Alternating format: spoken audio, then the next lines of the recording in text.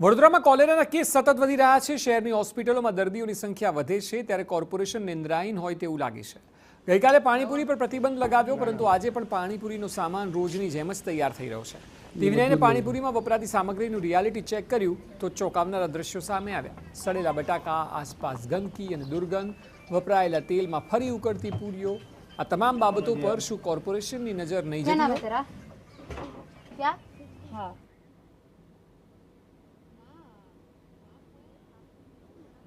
તમે પાણીપુરી બહારની ખાવાના જો શોખીન હોય તો ચેતી જજો, કારણ કે વડોદરાની અંદર પાણીપુરી બનાવવાની જે જગ્યા છે તે જોઈને કંઈક અલગ દ્રશ્યો જોવા મળી રહ્યા છે કે લોકોના સ્વાસ્થ્ય સાથે ખુલ્લે આમ ચેડા થતા હોય અને આરોગ્ય વિભાગના અધિકારીઓ નિંદ્રમાં ઊંઘી રહ્યા હોય તેવા દ્રશ્યો ચોક્કસથી જોવા મળી રહ્યા છે। જે જગ્યા પર હાજર છે બાપોદ વિસ્તારમાં રસ્તા પર ભૂંડ પણ જોવા મળી રહ્યા છે, બાજુમાં નાળું પણ છે, ગંદકી પણ જોવા મળી રહી છે અને અસહ્ય દુર્ગંધ। આ તમામની વચ્ચે જ્યારે પાણીપુરીની પૂરીઓ બનાવવામાં આવી રહી છે, બટાકાનો ઉપયોગ કરવામાં આવી રહ્યો છે, આ તમામ જગ્યાઓ પર સડેલા બટાકા છે। બીજી તરફ જો વાત કરીએ તો ચણાને જે બાફવામાં આવ્યા છે તેની અંદર પ્લાસ્ટિક પણ મૂકવામાં આવ્યું છે।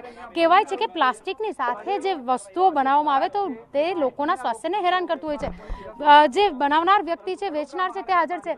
आपने सड़े हुए आलू और जो चने रखे वो प्लास्टिक में उबाल रहे हो, कितना योग्य है? वो इसलिए डालते हैं काला ना पड़े, साफ रहता है प्लास्टिक में, इसलिए डालते हैं उसको। प्लास्टिक लोगों के स्वास्थ्य के लिए हानिकारक नहीं है? तो उसमें पानी बॉयल होता है, उसमें जलने की कोई प्रॉब्लम थोड़ा है। आलू सड़े हुए अंदर से मिले, किस तरह से उबालोगे? ऐसा कि लोगों को खिलाओगे? चले गए होंगे धोखे से, ऐसा नहीं हम के बोलते हैं कि ना गए हो। एक आध नहीं, 5-6 आलू है, किस तरह से ऐसे आप लोगों को खिलाओगे? उससे कोई नहीं, देखो अच्छा ले जाते हैं लारी पे, तो लोग आपके ऊपर विश्वास करते हैं और आपके वहाँ पे खाने के लिए आते हैं, लोगों के स्वास्थ्य पर आप हानि पहुँचा रहे हो। कोई धोखे से आ जाता है, ऐसा नहीं जानबूझ के कोई नहीं गलत करेगा, धोखे से सब गलत हो जाता है। लेकिन लोगों के लिए बहुत प्रॉब्लम होती है, हेल्थ पे असर होता है ना। गलती तो मान रहा है, हमारी गलती है, ऐसा हमने किया है, आगे से नहीं करेंगे ऐसा, सड़ा हुआ निकाल देंगे। बिल्कुल, ये तेल भी तला हुआ है, ऐसे खुला पड़ा हुआ है, इसको यूज नहीं करते।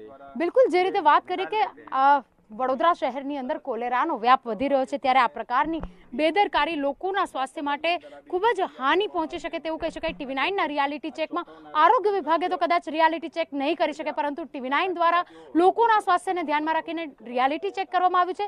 જે પ્રકારે વાપરેલા તેલનો ફરી ઉપયોગ કરવો, બટાકા સડેલા હોય કે પછી પ્લાસ્ટિકમાં ચણા ઉકાળવામાં આવતા હોય, આ તમામ વસ્તુઓ લોકોના સ્વાસ્થ્ય માટે હાનિકારક છે। ત્યારે આરોગ્ય વિભાગ એસી ચેમ્બરમાંથી બહાર નીકળીને ક્યારે કાર્યવાહી કરીને લોકોના સ્વાસ્થ્ય માટે જાગૃત થાય છે તે જોવું પણ તેટલું જ મહત્વનું છે।